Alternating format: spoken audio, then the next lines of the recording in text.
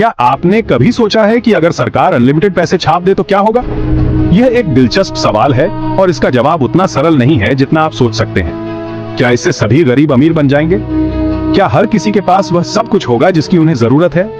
क्या सबके पास घर, गाड़ी और ढेर सारा पैसा होगा? जवाब है नहीं। यह एक बहुत ही जटिल आर्थिक समस्या है। दरअसल अनलिमिटेड पैसे छापना एक बहुत बड़ी भूल साबित हो सकती है। ये एक ऐसा कदम है जो किसी भी देश की अर्थव्यवस्था को बर्बाद कर सकता है। यह भूल किसी भी देश को आर्थिक तबाही की ओर धकेल सकती है। जब पैसे की आपूर्ति अनियंत्रित हो जाती है तो उसकी कीमत गिर जाती है। जब कोई सरकार बहुत ज्यादा पैसे छापती है तो उसे हाइपरइन्फ्लेशन का सामना करना पड़ता है। हाइपरइन्फ्लेशन एक ऐसी स्थिति होती है जहां मुद्रा की कीमत इतनी तेजी से गिरती है कि लोग अपनी दैनिक आवश्यकताओं को पूरा करने के लिए भी संघर्ष करने लगते हैं। ये स्थिति किसी भी अर्थव्यवस्था के लिए बेहद खतरनाक होती है। हाइपरइन्फ्लेशन एक ऐसी स्थिति होती है जहां चीजों और सेवाओं की कीमतें बहुत तेजी से बढ़ती हैं। इसका मतलब यह है कि जो वस्तुएं और सेवाएं पहले सस्ती थीं, वे अब आम आदमी की पहुंच से बाहर हो जाती हैं। लोग अपनी दैनिक जरूरतों को पूरा करने के लिए अधिक पैसे खर्च करने पर मजबूर हो जाते हैं। इसका मतलब है कि आपका पैसा दिन ब दिन अपनी कीमत खोता जाता है। उदाहरण के लिए, अगर आज आप 100 रुपये में एक वस्तु खरीद सकते हैं तो हाइपरइन्फ्लेशन के कारण कुछ ही दिनों में वही वस्तु 200 या 300 रुपये की हो सकती है।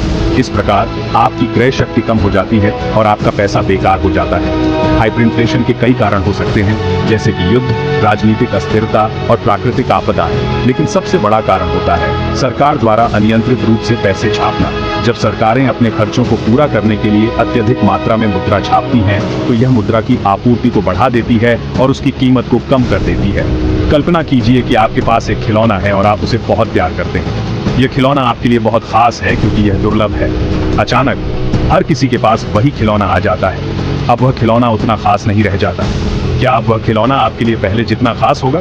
बिल्कुल नहीं, क्योंकि अब वह खिलौना हर जगह है और उसकी कोई विशेषता नहीं रह गई है। ठीक यही बात पैसे के साथ भी है। जब पैसे की आपूर्ति बढ़ जाती है तो उसकी कीमत घट जाती है। अगर हर किसी के पास ढेर सारा पैसा होगा तो उसकी कीमत घट जाएगी। इससे बाजार में मुद्रा की बाढ़ आ जाती है और वस्तुओं और सेवाओं की कीमतें आसमान छूने लगती हैं। जब बाजार में बहुत ज्यादा पैसा आ जाता है तो उसकी कीमत घट जाती है।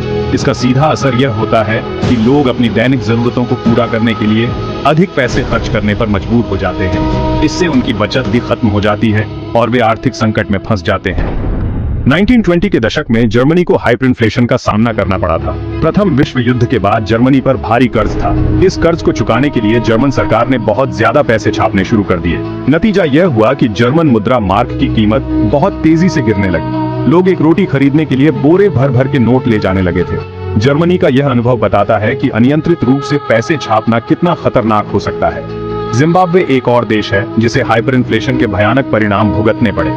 2000 के दशक में जिम्बाब्वे सरकार ने अपनी अर्थव्यवस्था को सुधारने के लिए कई गलत फैसले लिए। सरकार ने जमीन सुधार कार्यक्रमों के लिए धन जुटाने के लिए बहुत ज्यादा पैसे छापे। इसका नतीजा यह हुआ कि जिम्बाब्वे डॉलर की कीमत धड़ाम से गिर गई। एक समय ऐसा आया जब जिम्बाब्वे में एक अंडा खरीदने के लिए अरबों डॉलर चुकाने पड़ते थे।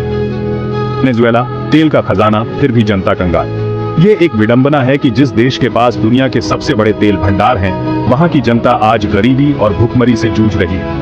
वेनेजुएला दुनिया के सबसे बड़े तेल भंडारों वाला देश है। यहाँ के तेल भंडार इतने विशाल हैं कि यह देश कई दशकों तक तेल का निर्यात कर सकता है। लेकिन इस अपार संपत्ति के बावजूद वेनेजुएला की जनता को इसका लाभ नहीं मिल पा रहा है। लेकिन आज यह देश गंभीर आर्थिक संकट से जूझ रहा है। सुपरमार्केट की खाली अलमारियां, बुनियादी आवश्यकताओं के लिए संघर्ष करते लोग और एक टूटती हुई अर्थव्यवस्था, यह सब वेनेजुएला की वर्तमान स्थिति को दर्शाते हैं। वेनेजुएला में हाइपरइन्फ्लेशन का मुख्य कारण है सरकार की गलत नीतियां और भ्रष्टाचार। सरकार की नीतियों ने देश को इस स्थिति में ला खड़ा किया है जहां मुद्रा का मूल्य तेजी से गिर रहा है और महंगाई आसमान छू रही है। वेनेजुएला सरकार ने तेल से होने वाली आय का सही इस्तेमाल नहीं किया।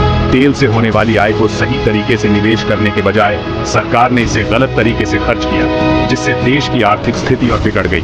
इसके बजाय सरकार ने मुफ्त चीजें बांटने और अनावश्यक परियोजनाओं पर पैसा खर्च किया। मुफ्त चीजें बांटने की नीति ने जनता को आत्मनिर्भर बनने के बजाय सरकार पर निर्भर बना दिया। जब तेल की कीमतें गिरी तो वेनेजुएला की अर्थव्यवस्था चरमरा गई। तेल की कीमतों में गिरावट ने देश की आय को बुरी तरह प्रभावित किया और आर्थिक संकट को और गहरा कर दिया। सरकार ने इस संकट से निपटने के लिए और ज्यादा पैसे छापे, जिससे स्थिति और बिगड़ गई। मुद्रा की अधिकता ने महंगाई को और बढ़ा दिया और जनता की क्रय शक्ति को कम कर दिया। इस प्रकार वेनेजुएला की आर्थिक स्थिति दिन ब दिन बदतर होती जा रही है। भारत एक विकासशील देश है। यहाँ गरीबी और बेरोजगारी जैसी कई समस्याएं हैं।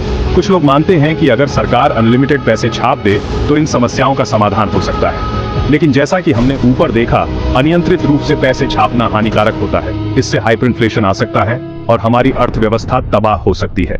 भारत को अपनी समस्याओं का समाधान ढूंढने के लिए दूसरे रास्ते तलाशने होंगे।